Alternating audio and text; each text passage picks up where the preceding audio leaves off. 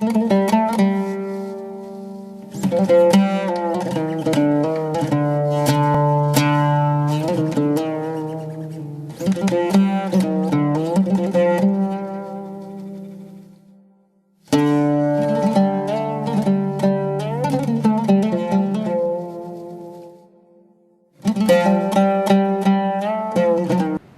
لله رب العالمين،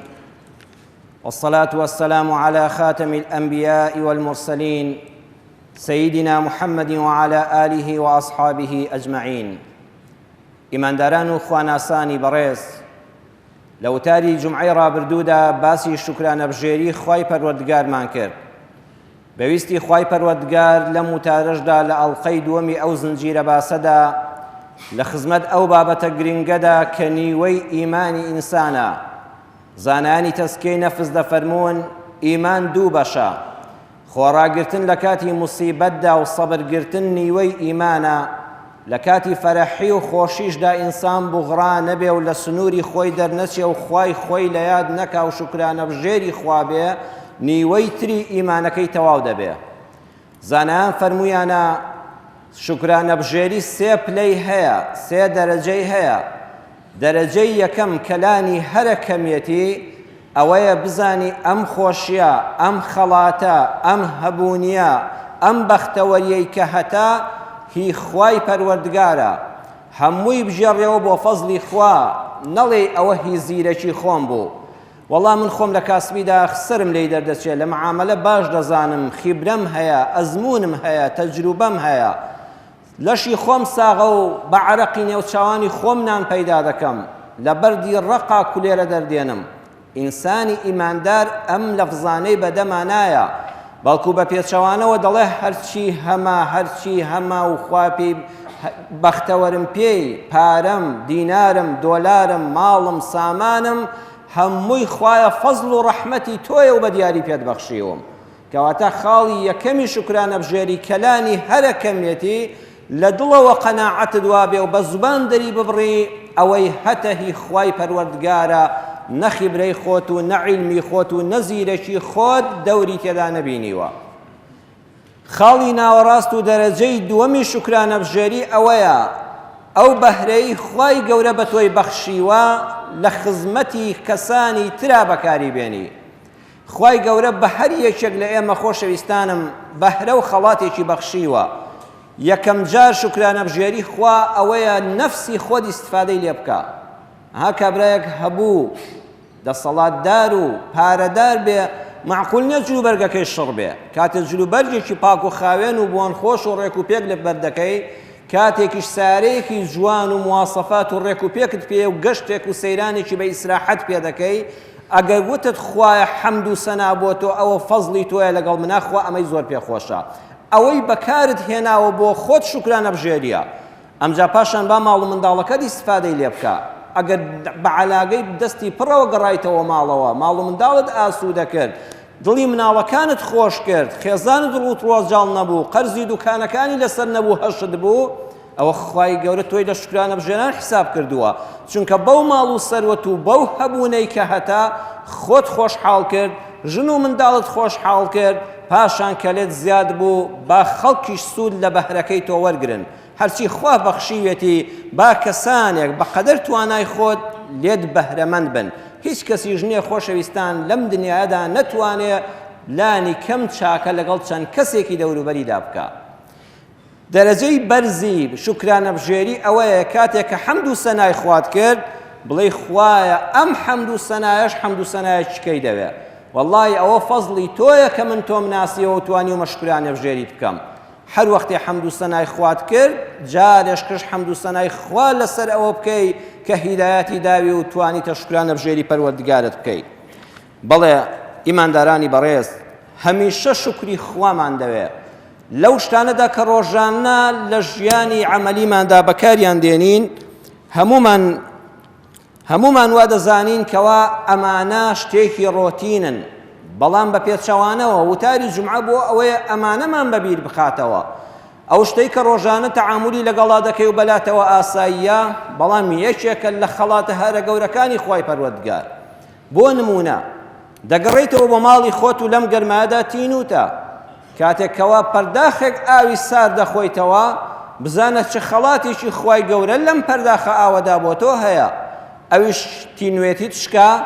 چ لەزەت و تام و چێژێک لەو ئاو خواردنەوەیە وەرگرت چونکە زۆر خەڵکەیە ئاو دەخواتەوە لە دەمیا تاڵە تۆ لەزەتیشی لێ وەردەگری وەکو تینوێتیەکەت شکاوە پاشان خەڵاتی خوا لەوەی بە ئاسانی لە لەشتا جارێشکە لە ڕێی میسکردنەوە دێتە دەرەوە ئەگەر دەتەوێت خەڵاتەکە بزانی بڕۆ سەردانێکی نەخۆشخانە بکە و سەیری حاڵی نەخۆشێک بکە کە پەنا بەخوا میزی گیراوە چۆن پڕ بەو قاعەیە هاوار دەکا فریای کەون و دڵۆپە میزێک لە لەشی بێتە دەرەوە تۆ بەبێ ئەوەی هەست بکەی لەزەتیشت لێ وەرگرت بەبێ عەزێتیش دان نایەوە ئەمە ڕۆژانە تۆ چەندین جار دووبارە دەبێتەوە دەیت خوا حەیب نییە لەگەڵ خواردنەوەی هەر قومە ئاوێکە یەکسەر بڵێ حەمد و سەنا بۆ تۆ خوای پەروەردگار کە دەگەڕێیتەوە ئێوارە بۆ ماڵەوە لەسەر کار و ئیشەکەت چەند خۆشە ڕوو لە ماڵی خۆت دەکەیەوە چەند خۆشە مەوایەکت هەیە ئەگەر خانوێکی زۆر بچکۆلەش بێ ئەو کەسە قەدری ئەمە دەزانێت کە ئاوارە و دەربەدەرە و بێماڵ و حاڵە ئەو کەسە قەدری ئەمە دەزانێت کەوا لێ قەوماوی سەر شەقامەکانە ئەو کەسە قەدری ئەوە دەزانێت کە سەفەرێک دەکەی بۆ وڵاتان بۆ شوێنێک خۆڕاستە ئێوارە وتێل هەیە شوێن هەیە و پارەشت پێ بەڵێ وەڵڵی هەز بە غوربەتێک دەکەی کە ماڵەکەی خۆت لەوێنێ بچێوە ناویەوە بۆیە کاتێک کە ئێوارە گەڕایتەوە ماڵەوە لە دەرگاکەوە بڵێ خوایە حەمد و سەنا بۆ تۆ کە خاوەنی ئەم ماڵ و حاڵە مناسمە دەرگای خەڵک ئەو کاتە قەدری دەزانی پەنا بەخوا کە خوا نەخواستە لە دەستت چێ هەروەها ئینسان لە ژیانی ڕۆژانەیدا تەماشاکە ئەگەر ژنی و هاوسەرێکی باشت هەیە ئەو کەسە قەدری مێردەکەی دەزانێت کە مێردەکەی شەهید بووە یان لە دەستی داوە یان خوا نەخواستە تەلاق دراوە دەزانێت سایە و سێبەرێکی نەماوە یان پیاوی و ژنێکی ڕێک و پێکت هەیە و دەچێەوە بەسەر سفرەیەکی ئاوەدان و بە قەدر و حرمەتەوە دەڵێ پیاوە کە بەخێر بێیتەوە ئەو کەسە دەزانێت کە ژنەکەی لەدەستداوە و ئێستا لە لای بووک و زاوە و فڵان و هەر ڕۆژە کەسێ نانێکی بۆ دەکا و جلێکی بۆ دەشوە ئەو کەسە قەدری زانێت تۆ ئێستا قەدری بزانە و کە چاوت بە هاوسەری حەڵاڵی خۆت کەوت سوپاسێکی خوای پەروەردگاری خۆت بکە بۆیە ئینسانی گێل زانایان فەرمویانە کاتێک خەڵاتەکەی لەدەستدا ئەمجا دەڵێ خوایە ئای چۆن قەدرم نەگرت و بۆی دەگری ئینسانی ئیماندار کاتێک لەناو خۆشیەکەدایە حەمد و سەنای خوای پەروەردگاری خۆی دەکا بۆیە نەفست ڕابێنە لەسەر شوکرانە بژێری و وشەی ئەلحەمدولله با بۆ هەموو کار و کردەوەیەکی ژیانت لەسەر زوبانت بێ ئەنەسی کوڕی مالیک خادمی پێغەمبەر صلی الله عليه وسلم دەفەرمێ كان النبي صلى الله عليه وسلم إذا خرج من الخلاء قال الحمد لله الذي أذهب عني الأذى وعافاني أفما كاتب پیغمبری خوا صلى الله عليه وسلم لسر أو لتواليد دها تدروا يكسر ديار پیغمبر بدنگی برزی جم ذکری کردو بویا انس جویلی بو ایمید جاريتوا دفهم خواي حمد و سنا بو تو کل پاژماوی ام آزار رزگارت کردم کاتێک کە لە تەوالێت چوویتە دەرەوە لە ئاودەست چوویتە دەرەوە بڵێ خوایە حەمد و سەنا بۆ تۆ کە لە ئازار ڕزگارت کردم حەزەتی داود وەکو لە مصەنیفی ئیبن ئەبی شەیبەدا هاتۆ دەفەرمێ حەزەتی نوح دوعای دەکرد و دەیفەرموو کە لەسەر ئاو دەهاتە دەرەوە الحەمد لله الذي أذاقني لذته حەمد و سەنا بۆ ئەو خوای گەورەی کاتێک خواردنەکەم خوارد لەزەتی پێبەخشیم لەزەتم لێ وەرگرت هەر خواردن تام و لەزەتەکەی نازانی چۆن وەسیف بکەیت ئەو خوایە پێت دەبەخشێ وأبقى في منفعته وكاتێکیش چوە دەستەمەوە ئەوەی مادەی سوود بەخش بێ لەشم هەڵی مژیوە لە ڕووی ڕیخۆڵەکانەوە چۆتە ناو خوێنەوە وأذهب عني أذاه سپاسی ئەو خوایە دەکەم کە ئەوەی ئازار و ناڕەحەتی بێ و پێویستی جەستەی من نەبێ بەبێ عەمەلیات و دکتۆر و دەرمان ڕزگارم بووە ئەو کەسەی کە ڕیخۆڵەکانی پارچەیەک هەیە لە بلای کۆمی ئینسانەوە دوو لە ڕووتان پێی دەوترێ ماسوولکەی ڕێکە عەضەلەی مستەقیم نزیکی 15 سانتیمەترێکە پەنا بەخوا بەس ئەو ماسوولکەیە لە لەشی تۆدا تێک بچێ ئەبێ لە ڕێی عەمەلیاتەوە هەموو جارە بتبەن بۆ سەر ئەو پاشەڕۆکە لێ دەربکەن چه حاڵەتێکی ناڕەحەتە ئەو کاتەگە هەموو سفرەی ڕازاوەی دنیا لە بەردەستا بێ بەس ئەو عەزەلەی ڕێکە ئەو ماسوولکەی ڕێکە ئەو 10 سانتیمە لە لەشتا خەلەلی تێ بکەوێ ئەبێ کەلەکەت کورتکەن و پیسایی بکەیەکی سەوە ئەو کەسانش پەنا بەخوا دەزانن لە چ ناڕەحەتیەکان کەواتە زۆر شت هەیە ئێمە ڕۆژانە ڕۆتینیال لەگەڵ یا دەژین، بەڵام چەند جار لە بیرمان دەچێتەوە کە لە تەواڵێتەکە دەیتە دەرەوە بڵێ خوایە حەمد و سەنا بۆ تۆ کە بەبێ ئازار و عەمەلیات بەدەستی خۆم پاکردەوانێ و کەسیش سەیری نەکردم و پێی نەزانیم و شوکرانە بژێری تۆ دەکەم. ئەمانە هەموو پێویستە لەگەڵ یا بژین. ئیماندارانی بەڕێز، سوورەتێک هەیە لە قورئانی پیرۆزدا پێی دەوترێت سوورەتی قوڕەیش. هەندێک زاناش پێی دەڵێن سوورەتی لئیلافی قوڕەیش، هەردوو ناوەکەی هەیە. ئەو ئاەتانەی کە ڕەم بێ زۆر بەمان جەنابتان لەبەرتان بێ. لإيلاف قريش إيلافهم رحلة الشتاء والصيف فليعبدوا رب هذا البيت الذي أطعمهم من جوع وآمنهم من خوف. أمشن آية أمشوار آية بيروزي سورة قريش باسي قومي قريش دكا. قريش يكاني مكة وشي قريش لتشي وهاتوا هندلان لقرش وهاتوا. قرش ئەو ماسیە گەورەی کە ماسیەکانی ترق و دەدا، حوتێکی گەورەیە بە ناوی قەرشەوە مەترسیدارە و مرۆڤیش دەخوا. لە صحیحی بوخاریدا بە ژمارە فەرموودەی 1871 هاتۆ پێغەمبەری خوا صلی الله عليه وسلم فەرمووی ئومرت بقرية تأكل القرى. فەرمانم پێکراوە دینی خوا بگەێنم یەکەم جار بە دێیەک بە شارێک کە شارەکانی تر دەخوا، دەیانخوا واتە گەورەترە لە ئەوان. بۆیە قوڕەیش تەزغیری قەرشە، ئەو حوتە گەورەی کە ماسیەکانی تر دەخوا. هەندێکی تر دڵان لە قیرشەوە هاتووە، واتە لە ماڵەوە هاتووە، بۆیە دڵان قوڕەیشیەکان تەزغیری قیرشە، واتە ئەوانەی ئەهلی پارە و بازرگانین، خەڵکی مەکە بە زۆری خەڵکی بازرگانین. هەندێکی تر دەڵێن قوڕەیش بەمانە کۆبوونەوەیە، دوای ئەوەی خەڵکەکەی تەفرەقە بوو جارێکی تر کۆبوونەوە و توانیان بە دەوری یەکەوە بن. ئەمەیان تا ئێرە کەواتە قوڕەیش هۆزێکن بنەماڵەی پێغەمبەری خوا صلی الله عليه وسلم لە شاری مەکەدا دەژین. ئەمانە خوای پەروەردگار ڕێزی لێگرتن، ڕزگاری کردن لە دەستی کابرایەک بە ناوی ئەبرەها. هەمووتان سوورەتی ئەلەم تەڕە کەیفە فەعەلە ڕەبوکە بئەصحابی الفیلتان لە قورئاندا خوێندوێتەوە کە تەیڕەن ئەبابیل کۆمەڵە تەیر و باڵندەیەک هاتن بەردیان بەسەرا باران و ئەو جێشەی لەناوبەر. لێرەدا پرسیارەکەمان لە ئەوەیە بۆ خوای پەروەردگار ئەو مەککەی پاراست و ئەو قەومی دەوری کەعبەی پاراست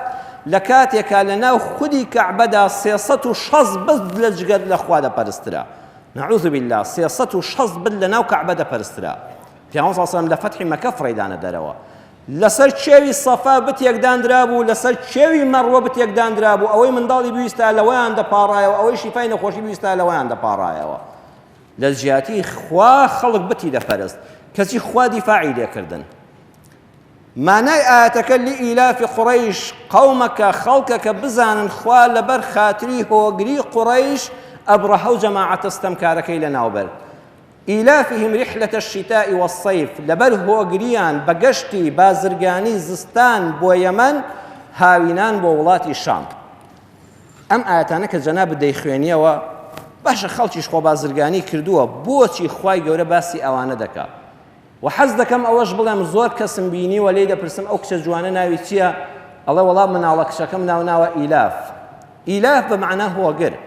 کەواتە جوانتر وایە لە جیاتی ئیلافێکی عەرەبی بۆ ناوی هۆگری کوردی بەکار ناهێنی. کەواتە ئیلاف لە کوردەواری خۆماندا کەسێک ناوی هۆگر بێ ناوی ئیلافی عەرەبیەکەیەتی بەرامبەری و ئەمەیانش جوانتریشە. خوا دەفەرمێت لەبەر خاتری هۆگری ئێوە ئەی قەومی قوڕەیش بەو ڕیحلە بازرگانیانەی کە دەچوون بۆ شام و بۆ یەمەن لە هاوین و لە زستانە ئێوەم پاراست. ئەم پرسیارە لێرە دەڕم بە جەنابەت بیکەی، خوایە بۆ باسی بازرگانی قوڕەیش دەکەی؟ بۆ بازرگانی ئەوان لە زیاد هەموو خەڵکی ناودێنی؟ ئەم پرسیارە ڕەم بێ جێگەی خۆی بێ و جەنابەت و منیش لێی بپرسم کە دەچینە خزمەت تەفسیری قورئان. زانایانی مێژوو دەفەرمون لە شاری مەککەدا قوڕەیشیەکان عادەتێکیان پەیدا بوو ئینسانەکان هەژار دەکەوتن، قات و قڕی و قەیران و گرانی ڕووی کرد بۆ شاری مەککە و دەوروبەری. خەڵکەکە دەیانگوت با عیزەتمان نەڕوا و ژن و منداڵم نەچێتە دەرگای خەڵک. کابرا تەکەتنانەکەی لە تەشتا تەواو دەبوو، زاد و زەخیرەکەی نەدەما و هیچ نەدەما بیخوا، ئەچوو لە ژوورەوە ژن و منداڵەکە بەتانیەک لێفەیەک جاجمێکی بەسەرا دەدان و دەرگاکەی کوڵۆم دەکرد و دای دەخست، حتا لە ناو جێگەکە لە برسانە دەمردن، حتا دەمردن لە برسانە پەنا بەخوا وەکو گرانی نەوەتەکان خەڵک هەبوو لەم کوردستانە لە ناو جێگادا بورابەوە لە برسانە هەبوو بە ژەماوژەم منداڵەکانی بە مناوەبە نان دەدا ئێمەش ئەوەمان بە چاوی خۆمان بینی نەیبینینەوە پەروەردگارە بەڵێ خۆشەویستان یەکێک لە پیاو ماقوڵەکانیان یەکێک لە سەرکردەکانیان یەکێک لە ڕیشسپی ئەو قەومە ناوی هاشمی کوڕی عەبدولمەناف بوو کە باپیرەی پێغەمبەرە صلی الله علیه وسلم ئەها کوردەواری زۆر زیرەکە وشەی ناوی هاشمتان بیستۆ زۆر خەڵکەی ناوی هاشمە زۆر خەڵکەی ناوی مەنافە ئەوە یادی ئەو پیاوە بە ڕێزە دەکرێتەوە ئەی سەرکردەکانی وڵاتی ئێمە وەرن ئێوەش ناوتان لە مێژوودا تۆمارکەن بە هەڵوێستی مەردانەتان ئەم میلەتە لەم قەیرانە ڕزگارکەن وەرن بۆ مێژوو هەڵوێستێک بنوێنن چونکە خوا سەیری ئەوە ناکات تۆ کافریان مسلمانی پیاوی مرد و بەدین و ئینسانی بەڕێز کە دەبێتە خێر بۆ قەومەکەی مێژوو ڕێزی لێ دەگرێ خوش ڕێزی لێ دەگرێ و میلەتیش ڕێزی لێ دەگرێ ئەم هاشمی کوڕی عەبدولمەنافە و خەڵکەکەی مەککەی کۆ کردەوە وتی خەڵچینە با مناڵمان نەکوژین لە برسانە لە ژوورەوە وەڵڵاهی وردە وردە خۆمان زەرەر دەکەین قەومەکەمان لە ناو دەچێ میلەتەکەمان دەتوێتەوە وتیان ئەی چی بکەین ئەی بچین سوال بکەین وتی نەوەڵڵا لە جیاتی ئەوە وەرن هەرچی پارە و سەروەت و سامانی شاری مەککەیە لە جیفانی هەر یەکێکماندا دەیخەینە سەر بەرماڵێک خەڵکەکە بە قسەیان کرد چی سەروەت و سامانیان هەبوو خستیان لەسەر بەرماڵێک بەڵام ئەم سەرکردەش ڕاست بوو ئەم جانەی گوت وەڵڵا لەخوا بەزیابێ هەمووی هاتوۆتە بەردەستی خۆم با بۆ کۆمپانیەکانی خۆم بەکاری بێنم وتی دەی منیش فکرەیەکم هەیە با بڕۆین ڕوو لە وڵاتان کەین کە وەکو خۆمان نانمان بڕاوە ئەرزی خوا فراوانە با ڕوو لە ئێمەن کەین با هاوینان بچینە وڵاتی شام با بە دنیادا بگەڕین با نان بۆ میلەتەکەمان پەیداکەین بەڵام بەو مەرجەی ئەوەی پەیدامان کرد دەوڵەمەند و فەقیر ژن و پیاو گەورە و گچکە پیر و تازە لەدایک بوو ناویان دەنووسین لەم شاری مەککەیەدا هەموو کەس وەکو یەک بە یەکسانی دەبێت لەو پارەی قازانجی بازرگانێ بەریکەوێ ها چ شتێکی گەورەیە وەکو فۆرمی بایعی هەر کەسێک لەم شارەدا بێن نابێت سیر بکرێ ئەوە دەوڵەمەندیان فەقیرە ژنەیان پیاوە گەورەیان بچووکە ئەوێ بەشی خۆی لەم پارەی قازانجە بۆدا بندرێ پشتیان بەخوا بەست و بازرگانیان کرد و هەر هەموو خەڵکەکە لە قەیران ڕزگاریان بوو هەمووی بوژانەوە ئەوەیە خوا باسی ریحلەتە شیتائی وەسەیف دەکات ئەوەیە خوا فەرمووی ئەو بازرگانی هێندە بەڕێز بوو لای خوا چونکە هەموو خەڵکەکە لێیان خوارد و سفرەکە بۆ هەمووان بوو هەندێک قڕ نەبوون و هەندێک پڕ نەبوون خوا ڕێزی لێگرتن حتا ڕۆژی قیامەت من و تۆ لە قورئانە دەیخوێنینەوە ئەم قورئانە دەفەرمێ ئەوە شکرانە بژێری خوایە ئەی سەرکردەی وڵاتێک ئەی لێ پرسراوانی حکومەت وەرن بۆ مێژوو هەڵوێز بنوێنن میلەتەکەتان لە قەیرانی دارایی و سیاسی ڕزگارکەن وەرن بیرۆکەی جوان بخەنە سەرکار وەرن بڵێن بە ئەو سەرەت و سامانە منداڵێکی سەر بێشکە تا پێشمەرگەیەکی دێرین و تا سەرکردەیەکی وڵاتەکە وەکو یەک تێیدا بەشدار بێ وەڵڵی بە یەک ساڵ بۆ هەتایە ڕزگارمان دەبێت هەمومان ڕزگارمان دەبێت ئەمە شکرانە بژێری خوایە جا خوا فەرمووی بەڵێ کافریش خۆشەویستان کافر کاتێ ویژدانی لە ناودا بوو کە سفرەکەی بۆ هەمووان بوو خوا سەری دەخات ئێستاڵەن ئەمریکا وایە و ئەوروپا وایە و خوا فەساد و فاحیشەگەری و ئایدز و نازانم چی هەیە بۆ بوونە پاشای عالەم هی ئەوەیە کە عەدالەتێک لە ناویاندا هەیە پێغەمبەری خوا صلی الله عليه وسلم لە صحیحی مسلمە بە ژمارە فەرموودەی 2898 فەرموودەکە لە صحیحی مسلمە هاتۆ دەفەرمێ تقوم الساعة والروم أكثر الناس أو روجيك قيامت دي مسيحي كاني دنيا أهل أوروبا لهمو كالزورترن دا صلاتي بس الدنيا دا قلتوا عمري كوري عاصدة فرمين لبرد شوار صفات يكميان أحلم الناس عند الفتنة لكاتي مصيبتها زور خوراقلو أعصاب صاردن ها كابرا لأوروبا دائما وشي آيام سوري لسدما داوي لي بردن دكم هر خول لي دا يكسدس بسنك داوي لي بردن لي دكا لولات يما خلق لسف والعيد يكتر كوجي خەڵک لەسەر شەڕی دوو مناڵ پەنا بەخوا لەم کوردستانەدا دوو نەفەر دەکوژێ لە یەک دەقەدا عەسابمان گەرمە هەر زوو هەڵدەچین بۆ کابرای ئەوروپی خوا سەری دەخا یەکەم سیفەتیان ئەوەیە کە ئەعسابێکی ساردیان هەیە پێی عیب نییە بڵێت داوای لێبوردن لێ دەکەم کاکە ببوورە بەم وشەیە فیتنەیە کۆتایی پێدێ دووەمیان کە موسیبەتیان لێ قەوما زوو بە ئاگادێنەوە ئەو ئەوروپایە بە حەربی عالەمی یەکەم و دووەم چۆن تەدمیر بوو دەستیان کرد بە کار و کەسابەت و وازیان لە حیزبایەتی ئەوانە هێنا هەموو یەکسەر بوژانەوە دنیاش بەخێو دەکەن سێمیان وخيرهم لمسكين ويتيم وضعيف زۆر بە بەزەیین بەرامبەر بە ئینسانی هەژار و بێباوک و بێدایک و بە ئینسانی لێ قەوماو ئەوەتانە خەڵکی ئێمە دەچێتە ئەوروپا مانجی دەوەرەقەیە دەنێ بۆ خۆی کابرا لە کەمپێکا دەیخوا ئەوە بێزگە لە هاوڵاتیەکەی خۆشی ئینسانی هەژار ئینسانی منداڵی بێباوک و دایک سەرگەردان نابێ معاشی هەیە موچەی هەیە خەڵک سوال ناکە حکومە سۆشیالی هەیە بەخێوی دەکا ئینسانێک کە کەس و کاری نییە قانون لە پشتێتی چاوی ئەو کەسە دەردێنێکەوە ستەمی لێ بکە قانون و یاسا بۆ هەمووانە ئەمە خوا سەریان دەخا چوارەم ئەضعف ئەصنەف ئەمنعهم من ظلم الملوک ناهێڵن پاشا و دەسەڵاتدار بەسەریاندا زاڵ بێ ڕەئی میلەت دایمە وەردەگیرێ کابرا دەڵێ من خۆم هەڵبژاردۆ بە سەرۆکایەتی ئەم وڵاتە ئەگەر میلەت دەنگی پێدا ئەوەن قوربان یا خوا مبارەکت بێ میلەت دەنگی پێ نەدا دای بە کەسێکیکە شەڕایەت پێچی لەسەر ناکات لە کورسەکەی دێتە خوارەوەی شەشکە دێتە شوێنەکەی ڕەئی میلەت وەردەگرن کەواتە هەر قەومێک لەسەر دنیادا ئەم سیفەتانەی هەبێ خوا سەیری ئەوە ناکە کافرەیان موسڵمانە وەڵڵی حکومڕانی ئەم دنیای دەداتە دەست بۆیە جەنابەت مێشکت بەوە مەشغوڵ مەکە بۆ موسڵمانان زەلیلن ئەو بۆ کافران عیزەتیان هەیە ئەوە وەڵامەکەیەتی خۆشەویستم جا خوا فەرمووی فليعبدوا رب هذا البيت بنداتي أو خواب كان كخاوني أو بيتيا عبادة بريتيا لسيشد ناسيني خواي قورا يكم جار خواب ناسي دوام جويا رايغلي بكي برزامن دي دلي خوت نقب زور نويجت بيابكان نقب زور لسك بافراد بكي سيميان بختوري أنجامكش يكساني ببختوري دنيا قيامت عبادة أويا ها بيغمى صلى الله عليه وسلم ما وي مكة بس خواي بخلق ناسان کە خواد ناسی گوێ ڕایاڵی دەکەی بە خۆشەویستیەوە بۆیە عیبادەت ئەوە نییە ڕۆژانە بە قەمچی خەڵک بێنی بۆ جومعە لە دینی ئێمەدا حرامە ئەوەی کە خەڵک بە ناوی دینەوە ئێستا دەیکا حرامە لە دینی خوادا ئافەتێ بڵێ سەرت دەتاشم تێزا بە قاچ و قول تا دەکەم مەگە خۆت حیجاب نەکەی ئەمە دینی خوا نایەوێ ئەبێ ئەم ئینسانە یەکەم جار خوا بناسێ کە خوای بە گەورە ناسی و خۆشەویستی خوا چوە دڵیەوە خۆی گوێ ڕایاڵی دەکات بەبێ ئەوەی زۆری لێ بکرێ ئەنجامەکەشی بەختەوەربوونی ئینسانە الذي أطعمهم من جوع وآمنهم من خوف أو پروردگاري كخوراشي بيدان لكاتي برسيتي دا جا قرآن زور وردنا فرمي أشبعهم تيري كردن زوجة أواتم لما مصاني برز جوالي أبوا دواي أو إخوة تيري كردن ناخوا باسي أشبعناك أطعمهم چونك تيربون زور جار خرابي هيا إطعام أويا نان ددي بخلق لمقابل كاريكا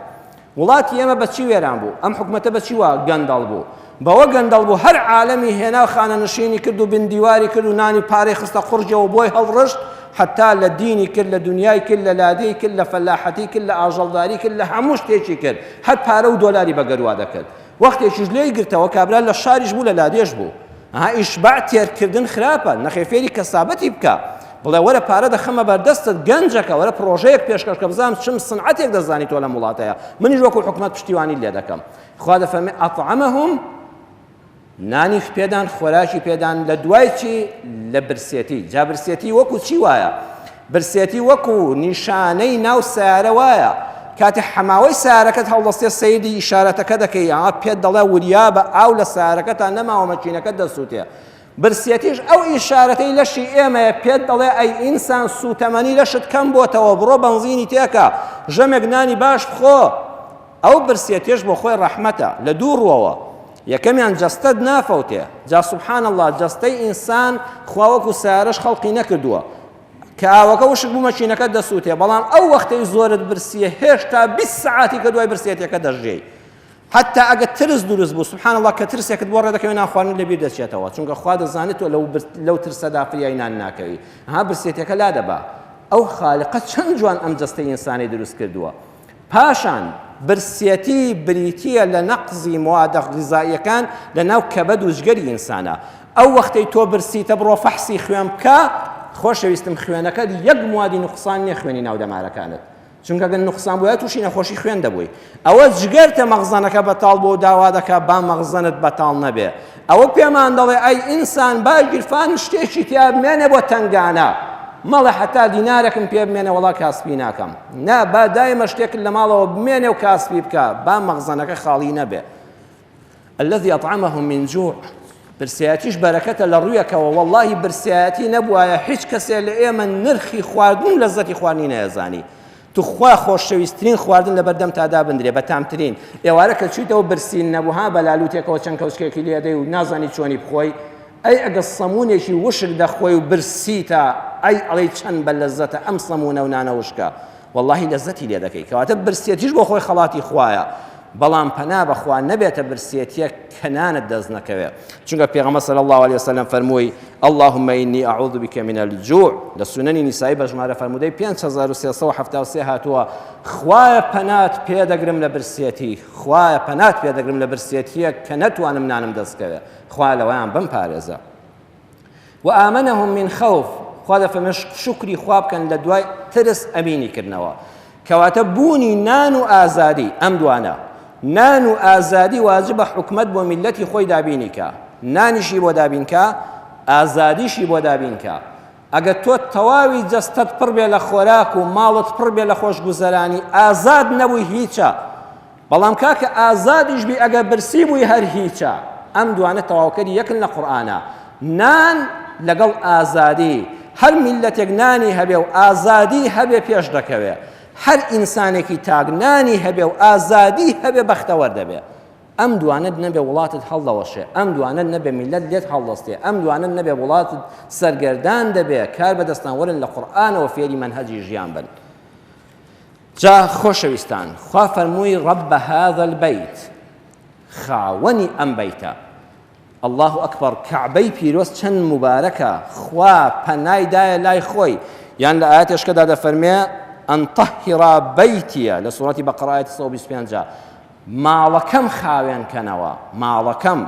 یعنی ئێستا ئێمە لە مەوسیمێکین بۆیە ئەم باسەشم هێنایە پێشەوە حاجە بەڕێزەکانی کوردستان لەم هەفتە و داهاتوودا بەرەو ماڵی خوا بەڕێ دەکەون بەرەو بەیتەکەی خوا بەڕێ دەکەون بۆیە با پەیامێکمان هەبێ بۆ حاجیان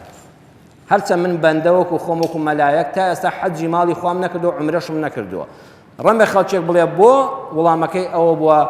حەجی ماڵی خوام نەکردووە لەبەرەوەی کە حکومەت 3 جار ویستوێتی بمنێرێ بە پارەی خۆی نەچووم حەجی ماڵی خوا دەبێ بە پارەی حەڵاڵی خۆ دینار کۆت کردبێتەوە منەتی کەسی تێدا نەبێ نابێ پارەی حکومەت بۆ مەلاژ بەکار بێ بینێرێ بۆ حەج دەسەر گیرفانی ئەو خەڵکە بۆیە قبوڵم نەکردو بە پارەی تۆ بە تۆی هەژار و داما و بێموچە منی مەلابسم بۆ حەج ئەو حەجەش خوای گەورە قبوڵی ناکە مندانێک بڵێن وەڵام مامۆستاوەرە لەگەڵ کۆمپانیاکەم مابچۆ هەموو ساڵ 2 عومرە بکە ئەوەشم پێ قبوڵ نییە بۆیە زۆر خەڵک داوای لێبوردنتان لێ دەکەم لەم مزگەوتە و مزگەوتەکانی ترەوە مامۆستا لە ڕێی برادرە دەوڵەمەندەکانتەوە بەڵکو یارمەتیەکم دەی وەڵی خۆشەویستان برادێکی دەوڵەمەند شک نابە من نیمە و هەر حەزم نەکردووە هەم بێ بۆی عیزەتی مەلایەتی لە پێناوی پیاوی دەوڵەمەند دادانەندرێ ئەوەی لەسەر مینبەر وتار بۆ خەڵک بخوێنێتەوە نابێ نە دۆستی کاربەدەست بێ نە دۆستی دەوڵەمەند بێ چونکە بە هەردووشیان لە کەسایەتی و ڕێزتدا دەبەزێ لەبەر ئەوە من وەکو خۆم حەج و عومرەم نەکردەوە ئەوێم نەبینیوە خوا بە نسیبمان کا بە پارەی حەڵاڵی خۆمان بەبێ منێت بە نسیب منیش و ئێوەش بەڵام چەند پەیامێک لە ڕوانگەی خوێندنەوەم بۆ قورئان و حەدیث بە واجبی دەزانم بە موسڵمانانی ڕابگەێنم یەکەمیان حاجەکانی ماڵی خوا شکری خوا بکەن کە خوا ئەو فەزڵی لەگەڵ کردوون ئەمساڵ ناوتان دەرچووە ئەی چ خەڵاتێکی گەورەیە تۆ بەرەو ماڵی خوا بەڕێ دەکەوی هەر کە ناوەکەت دەرچوو ئێستاش بیری لێ دەکەی بڵێ یا ڕەبی خوای حەمد و سەنا بۆ تۆ ئەوە فەزڵی تۆیە کە من ئەو سەفەرە مبارەکەم بەنسیب بووە دووەم نێتتان خاوێن کەنەوە بۆ خوا حەج بە معنە ئەلقەسدە یعنی نێتەکەت خاوێن کەوە لە ماڵەوە بۆ خوا بۆیە مەچۆ بۆ حەج ئیشەڵێەوە لەوانە دوورن وەڵا پێم بڵێن کاک حاجی فڵان کەس و مام حاجی فڵان کەس بۆ خوا بڕۆ بۆ حەج نێتت خاوێن کەوە بۆ خوا هەست بە شعورێک بکە لە بەینی خۆت و خوادا ئین الصەفا والمەڕوەة من شعائر الله صەفا و مەڕوە و بەیت و تەواف هەستکردن بە شعورە شعائر الله لە شعورەوە هاتووە لە دروشمەکانی خوای گەورە ئەوەیە حاجی بەڕێز خوا تۆ دادەبڕێ جا تخوا بیر لەم وشەیە بکەنەوە جوان لێ وەربنەوە ئەمە معنای حەجە خەڵک دەڵێ بۆ خەڵک پارەی خۆی سەرف دەکا و دەڕوا بۆ حەج و ماڵی خوا وانە ئێسان ئەو هەموو پارەی هەرێمی کوردستان بۆ دەڕوا بۆ سعودیە ڕەم بە کابرایە گوامان پێ بڵێ ئێمە لەم مینبەرەوە بە ئیزنی خوا قەت ناڵێن بێدینی کافری خوانە ناز ئەڵێن کاکە وەرە گوێ بگرە بۆ دڕون دەکەینەوە ئێمە وەکو ئیماندار خوا فەرمووی حەجتان لەسەر فەرزە دەڵێن خوا لەبەیکە ئەگە ماڵم هەبوو حەجی ماڵی تۆ دەکەم ئەوە ئەمری خوا جێبەجێ دەکەین دووەمیان خوا یەک شتمان لە حەجا نیشان دەدا لە حەجە خۆشەویستم دەچێت شوێنێک بیوادین غەیری ذی ضەرعین ئەوەی شینایی بێ لێی نییە، ئەوەی کانی و ئاوی خۆش بێ زەمزەم نەبێ هەموو خەڵکەکەی لە تینیانە دەخنکێ، ئەوەی شاخ و داخی جوان بێ وەکو کوردستان و لوبنان و پاریس و فەڕەنسا نییە، هەرچی وڵاتێک بڵێ خۆشگوزەرانیە لەو مەککەوم ئەوانەدا نییە، بۆ خوا ئەوەی هەڵبژات ئەوەدا حکمەتی تێدایە. شوێنێکی وشکی بێ ئاوی جەوێکی گەرمی سەموماوی ئەو کارەبانە بێ خەڵک ئێستاش لەوێ دەبرژێ، خەڵک جاران بوراوەتەوە مردووە لە گەرمانە، کەواتە لە ڕووی ژینگە و ژیانەوە زۆر ناڕەحەتە. لەوێش کە چوویە حەج نابێت لەگەڵ ژنی خۆشتا جیماع بکەی، نابێت نەزەر بکەی واتە لەزەتی جنسی و ئافرەتیش لەوێدا کۆتایی پێدێ، نابێت لەژێر بەرجی ئیحرامە بۆنی عەتریش بە خۆت بکەی، نابێت لە زەل لە ڕاوشکار بکەی بڵێ وەڵا کۆترێک دەکوژم، ئەوەش نابێ بکەی، یعنی هیچ خۆشێکی تێدا نەماوە. ڕوود بوویتەوە پاک بوویتەوە بۆ یەک شت، بۆ عیبادەتی ئەڵڵا، یعنی خوایە کە من هاتوومە ئەم شوێنە جا بۆیە پێویستە ئەو کەسەی دەچێت بۆ حەج خۆزگە پێشوەخت سەفەری ئەوروپا و ئەمریکا ئەوانەشی بکردایە،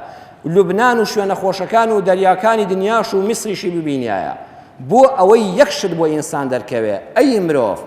تۆ هەموو خۆشی دنیا وەرگری جەستەت سوودی لێ دەبینێ، بەڵام لە مەککەدا هەرچی جەستەی ئینسان پێی خۆش بێ لێیدا بڕندراوە، بەڵام هەز بە یەک ئاسوودەی و ئارامی دەکەی ئەگە بەڕاستی چووبی بۆ حەج کە بە حەیاتی لە هیچ شوێنێکی خۆشی دنیادا هەستت پێ نەکردووە، بەڵام بە مەرجێک لە حەج حاڵی بووبی، لێ حاڵی بووبی. حاجی ئێمە لەگەڵ ڕێزمدا کە دێتەوە دەچی بۆ لای ئەڵێ مام حاجی ئەرێ حەج چۆن بوو؟ ئەڵێ وەڵی تارەکە تارەی چاک بوو، لەوێش پاسیان بۆ دەگرتین و وتێلەکەش بەخوا زۆر ڕاقی بوو، کاگە خواردنی باشیان دەداینێ، وەڵی باش بوو سەلامەت بووین. و مام حاجیەک حرمەتم هەیە بۆ جەنابتان چوون بۆ لای وتیان کاک حاجی حەجەکە چۆن بوو؟ وتی وەڵڵاهی مریشک زۆر بەلاشە 2000 خۆمان ناکەوێت، بەس مریشکم خواردووە. بابە خۆتۆ بۆ مریشک خواردون نەچووی بۆوێ باسی سعری مریشک و خواردن و برنج و تەماتەکەی بە کەڵک نایە. حاجی کە دەچێتە ئەوەیە لە خۆشیەکانی دنیا لە ماڵە کەمی نییە، بەڵام بۆی دەردەکەوێت دەڵێ خوایە هەموو خۆشی دنیام هەبێت لەزەتی مناجاتی تۆم لێ ببڕێ بەخوا ژیان نییە. خوایە خۆ من لە مەککەدا لە هەموو خۆشیەکدا بڕاوم، لە ماڵم، لە منداڵم، لە نووسنگەم، لە مەکتەبم، لە عەقارم، لە هەموو کار و کەسابەتێکم پارەی خۆم دینار دینار دۆلار کۆ کردەوە، هەمووم لە پێناوی ڕێگاکەی تۆ بەخشی، خوایە لەزەتت لێ دەکەم. بۆیە کە بە دەوری تەوافی کەعبەدا سوڕایتەوە نابێ وابزانی خێرا کۆتایی پێ بێ. چۆن کەسێک سارەیەک دەکرێ ها چەند ساڵ بە پێگەڕاوە دەجا بە دەوریادی و دەچێت سەیری ئاخر تایە و بڕگووی دەکا، ئای کە خۆشحاڵە. کەسێک کە چەند ساڵ کرێکی بێ و بێ خانوو بۆ دەریان کردووە کە خانوویەک دەکرێ و خانووەکەی بەدڵی خۆی دروست کردووە، چەند جار بە دەوریادی دەچێت و ژوورەکانی دەجار لێو دەڕوا.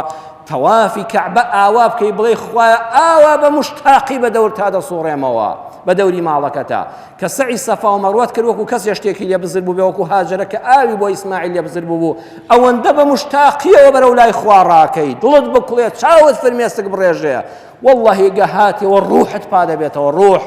بەڵام تو خوا بۆیە مەچۆ کابرایەکە بوو لە زمانی بەعسا بە شەخسی دەمناسی، دەیانگوت کاک حاجی بۆچی چووی بۆ حەجی؟ وەڵی دایرەی ئەمن منینار بوو بۆ ئیستیخباراتی. ئەی هاوار ئێستا خەڵکی ئاسایش دەینێرە پەنا بخوا بزان داخۆ خەڵک دەوێت چیەکە. خالیسەن نێتەکەت بۆ خوا بێ، بۆ خوا، بۆ ئەڵڵا. لە ماڵە کە ڕۆیشتە دەرەوە هەموو نێتێکی دنیا فڕێدا، خۆت یەکلاییکەوە بۆ خوا. ئەوە وەسیەتی مزگەوتە. دووەم حەقی خەڵکی بدەوە، هەمانە قەرزاری خەڵکە، کاکە قەرزەکەت لە پێشەوەیە، یا ئەمڕۆ داوای لێ بکە بڵێ ناوم دەرچۆ بۆ حەج، ئەگە مۆڵەتم بدەی بە ئیزنی خوا قەرزی تۆم لە بیر نەچووە، دەکوتی بڕۆ کوڕە کاکە 10 ساڵی کە لێت دەوەستم، 4 ساڵی کە لێت دەوەستم، بڕۆ میراتی خەڵک لایە، تۆ خانووەکەی باوکت کە وەفاتی کردووە بەشی خوشکەکانت نەداوە، حەجی چیم بۆ دەکەی؟ مال حاجی بڕۆ بەشی خوشکەکانت بدە، بڕۆ بەشی براکانت بدە، ئەبێ ئەو ماڵە خالیسەن پاک هی خۆت بێ. ئەی ناخوا حەجی وای ناوێ و قبوڵی ناکە. سێم هەر وەکو لێرە هەموو شتێکت بەجێهێش، لەوێش دەبێت جلێکی سادە لەبەرکەی، نابێت جلەکەی پاشا لەگەڵ حەماڵا فەرقی هەبێ، ها لە ژێری ئیحرامە هەمووی یەک جلو بەرگە، کەواتە تەکەبور فرێدا. تۆش وەکو ئەو خەڵکەوای، هەر کەسێک چوە حەجی ماڵی خوای کردو هاتەوە لێرە تەکەبوری بەسەر خەڵکا لێدا، نیشانەی ئەوەی حەجەکەی قبوڵ نەبووە. دەبێت کە هاتیەوە زۆر متەواضع بی، چونکە خۆت بۆ دەردەکەوێ، نە ڕەشپێستێک، نە کورتەباڵایەک، نە نابینایەک، نە نەخۆشێک، نە ئەفریقیەک و ئەوروپیەک، هیچی فەرقی نییە لەگەڵ تۆدا. تۆ دەسەڵاتدار و دەوڵەمەند وەکو عالەم یەکسانی. ئەگە کیبرت لە دڵتە ئەفڕێنەدا، نیشانەیەک لە نیشانەکانەوەی حەجەکەت قبوڵ نەبووە. چوارەم حەج شەحنی عومرە. خوا دەفەرمێ نوێژ بکە نوێژی نیوەڕۆ تا عەسر شەحنێکت دەداتێ شەحنەکەت خەریکە دادەبەزێ خێرا مەغریبیشی بەسەرا دێ ئەها نوێژەکان بۆیە بەردەوامن جومعە حەج شەحنی یەک هەفتەیە وایە وڵای خۆزگە مامۆستا وتارەکە 5 دقە بوویایە ئەرە تخوا موبایلتان دیوە بە 5 دقە شەحن بێتەوە کاکە تۆ دەبێت 1 سعات گوێ بگری بۆی شەحنی یەک هەفتە وەرگری یەک هەفتە بۆیە وتاری جومعە کات بەڕێکردن نییە شەحنی یەک هەفتە بۆ ئیمانەکەت وەردەگری بۆ ژیانت وەردەگری ڕەمەزان شەحنی یەک ساڵە وەڵڵاهی ها ئێستا چەند گەرم و گوڕمی ڕەمەزانمان پێوە دیار ماوە وردە وردە شەحنەکەت دادەبەزێ خێرا ڕەمەزان دێتەوە بەڵام حەج یەک جارە بۆیە ئەوەندە عیبادەتی خوا بکە ئەوەندە لەوێ عیبادەتی خوا بکە ئەو شەحنە دوا فول بێت تا مردن بەشت بکە چونکە جارش ڕەم بێ بە نسیبن نەبێتەوە خوش فەرزی نەکردوێتەوە لەسەرت لە کاتی حەجا ئاگال لەمانە بێ یەکەم نابێت لە خێزانی حەڵاڵی خۆن نزیک بێەوە نابێ مجاملە لەگەڵ ئافرەتێکا بکەیت کوڕێکی ژن نەهێناوە کچێکی جوانیش هاتووە بۆ حەج لە حەجا حرامە بڵێ ئەرە خاتون چۆنی ئەرە پێویستیت بە یارمەتی نییە و خوا نەخواستە دڵت بۆ شتێکیش لێدا یەکسە حەجەکەت بەتاڵ دەکاتەوە ئەبێن نێتت خالیس کەی ئەوانە هەموو خوشکی تۆن والله خوا سەیری ئەوە ئێرە دەکات لە ماڵەوە بڵێ خوایە ئەوە هەموو خوشکمە لەگەڵم نابێ خێزانەکەی خۆشت لەو مەسافەی حەجەدا لەگەڵ یا دروست بی فمن حج فرض فيهن الحج فلا رفث نابێ لەگەڵ خێزانی خۆتدا جوود بی نابێ مجاملە و قسەی دڵداریش لەگەڵ ئافرەتانی ترا بکەی بە ناوی ئەوە یارمەتی ئەدەی و نازام چی و چێ بێ خۆ پارێزی نێتت بۆ خوا خەیانکەوەکەوە خوشکێکی ئیماندارتەوە لەگەڵ تا هاتووە ولا فسوق نابێ بەدکار بی ولا جدال نامێت دەمە بۆڵە بکەیت هیوا هەیە لە وتێلا شەڕیان بووە هەیە لە دەوری کەعبەدا خەڵک شەڕی کردووە ولا جدالە نابێت دەمە دەمێ و قڕەقڕ و دەنگ بەرزکردنەوە و هات و هاوار و لەسەر شوێنی پاس تەیارە خەڵک شەڕ دەکات ئەبێ ئەوانەی لە ماڵەوە فڕێدەی فێری نەرمونیانی بی خەڵک پەلامارە داڵێ بەخوا برام بۆ حەج هاتووم بە قوربانم با حەجەکەمان بەتاڵ نەبێتەوە ئاوا بڵێ نەرمونیان لەسەرخۆ من حج فلم يرفض هر کس چوب و حج و نظری حرامی نکرد لو حجیا لەگەڵ خێزانی خۆی دروست نەبوو ولم يفسق بدکار نەبوو نالەباری نەکرد رجع كيومي ولدته أمه أو رجل لداشي بو چەند بێگوناحە کە هاتەوە بۆ ماڵێ ئاوا خوا لە گوناه پاشی دەکاتەوە سبحان الله حاجی ئاوا پا دەبێتەوە لە گوناهەکانی بەڵام بەو مەرجەی ئاوا حەج بکە دووەم مەبە بە ئەرگ لەسەر خەڵکی کاکە پارەی خۆت بەرە لەوێ ژووریای ماڵی خۆت بەوا مەزانە شامی شەریفە بڵێ مەککە و مەدینەیە دزی چی وەڵا دزی هەموو دنیاوا لەوێ کۆبوونەوە هەیە لە وڵاتانەوە چۆ بۆ جیفان بڕین پارەی خۆت قایم کە جانتای خۆت مەدە بە کەس دوای خەڵک با کۆمەکت بۆ کۆ نەکەنەوە نەخێر مەبە بە ئەرگ لەسەر خەڵک دوا مەکەوە خاو خلیسک مەبە یەک قافڵە بەهۆی تۆ گیر بخوا چست و چالاک گورج و گۆڵ ڕێک و پێک مەبە بە ئەرگ لەسەر خەڵک سێیەم خەڵکی ئازار مەدە خەڵک ئازار مەدە ئەنجا با لە خەڵی دۆما بوەستم هەیە بەبێ پارە دەچێت ئەڵێ وەڵڵی کاکە لێ بە قورام شتێکم دەنێ وەڵاهی بەخوا من نەمزانی لێرەکانە واگرانیە ئەوەندە پارە بەرە لەوێ لە کەس داوانەکەی لە زمانی پێغەمبەر صلی الله علیه و ئیبن عباس دەفەرمێ لە بوخاری دا هاتووە خەڵکی یەمەن دەچوون بۆ حەج دەیانگو کوڕە تەوەکولمان لەسەر خوایە لە ماڵی خوا چۆن پەکت دەخا وەڵا کە دەگەیشتمە مەدینە یەک شتیان پێ نەبوو سواڵیان دەکرد خوا فەرمووی وەتەزەوەدوا ئەوەمەیان بۆ حەج توێشەبەرەت پڕکە لە هەموو پێویستێکی ژیانت لەوێ داوای شل لە کەس مەکە کاکە حەج نابێت لەسەر جیفانی خەڵک و ئەرکی خەڵک بێ سێیەم ئازاری خەڵک مەدە هەیە دەجێڕێتەوە دەڵێ بەخوا بەتاقەت بووم بەخوا لەوانەیە 20 کەسم فڕێدا بێتە حەجەر لە سۆدم ماچ کردووە ناوەڵڵا ڕێک و پێک بڕۆ ئەگە خوا بە نسیبی کە دەمت بەریکەوە نووری عەلا نوور بەڵام شان لە شانی کەس مەدە کەس فڕێ مەدە خۆت بە هیلاک مەبە لە دوورەوە دەستی بۆ بەرز کە خوا بۆ حیساب کردووی لە دوورەوە سەلامی لێ بکە کافیە ناوت تۆمار دەکا ئیتر شان بە شان و ئەوانە مەکە لەگەڵ خەڵکە ببن بە نمونەیەکی جوان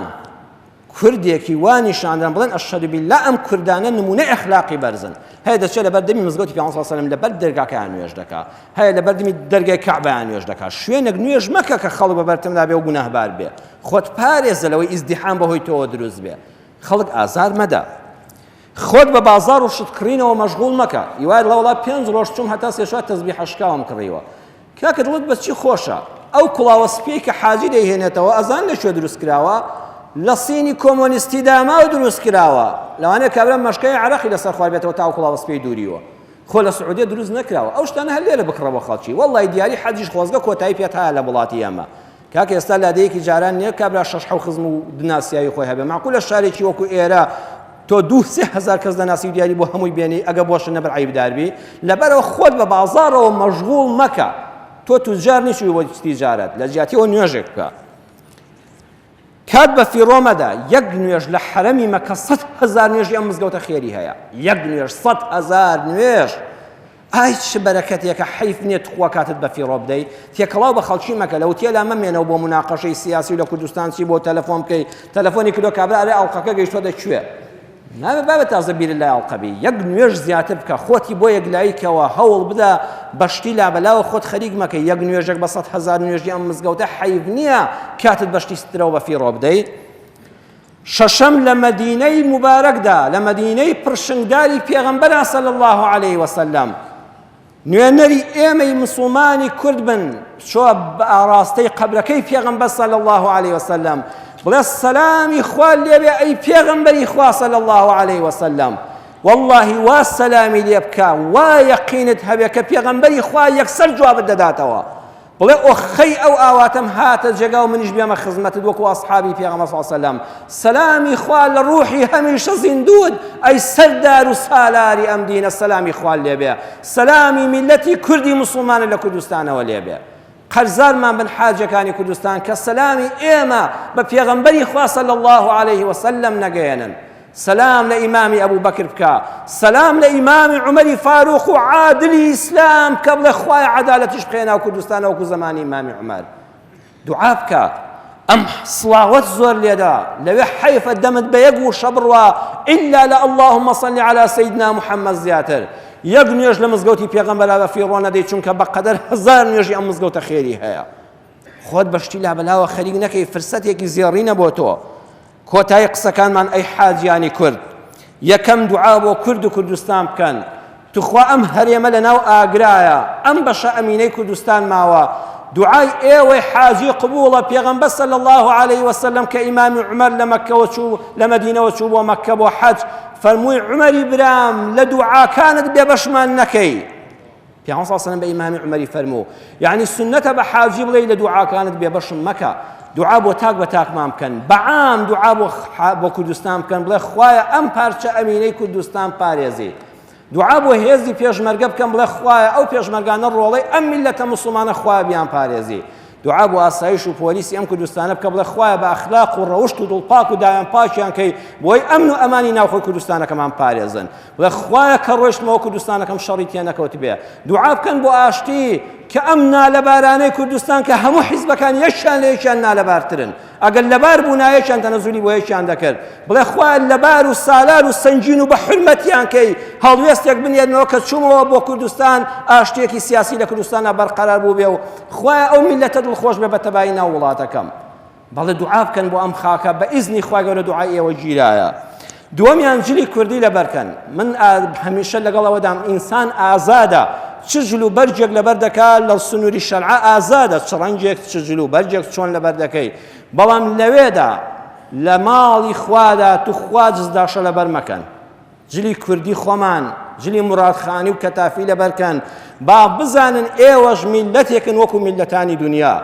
جلی کوردی لەگەڵ خۆتان ئابەرن لانی کەم خاتر جلی کوردیت هەیە جامانە و کۆوا و مشکی هەورامی بەرە لەوێ لەسەری کە هەموو عالم بڵێ ئەوە کوردی مسلمانە کە بە ناحەقەن فال دەکرا لە هەموو میلەتان حەجەکەی جوانترە خوا ناسر و دیندارترە بە جلی کوردیەوە نەبێ یەک ڕۆژ بە جزداشە و پانتۆڵەوە مەچەوە بازاڕ و ناو نیشانی خەڵک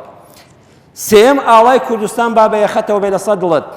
لە عەرەفاتە ئاڵای پیرۆزی کوردستان هەڵکەن و بە خەڵکی بڵێن ئێمەش هیچمان لە خەڵکی کەمتر نییە ئەگە بۆ خۆمان ناکۆک نەبین دوعا بکە بڵێ خوایە ڕۆژێک ئەم ئاڵای کوردستانە لە ناو نەتەوەیە گرتوەکانە وەکو میلەتێکی سەربەخۆ بۆ حکومەتی سەربەخۆ هەڵبکرێ